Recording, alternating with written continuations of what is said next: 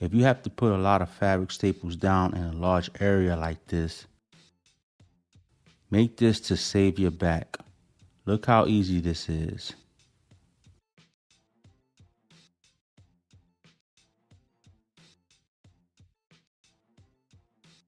This is all you need for this. An inch by inch piece of wood from 2x4. Cut a little piece from it.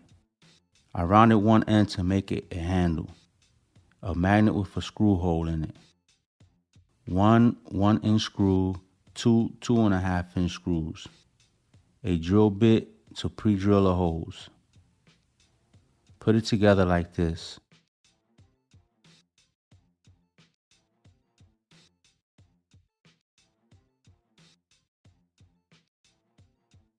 Simple, right?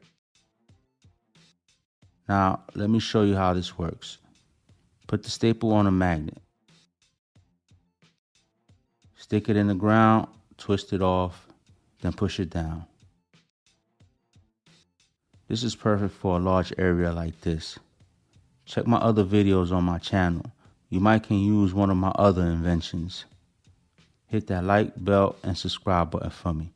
Until next time, peace.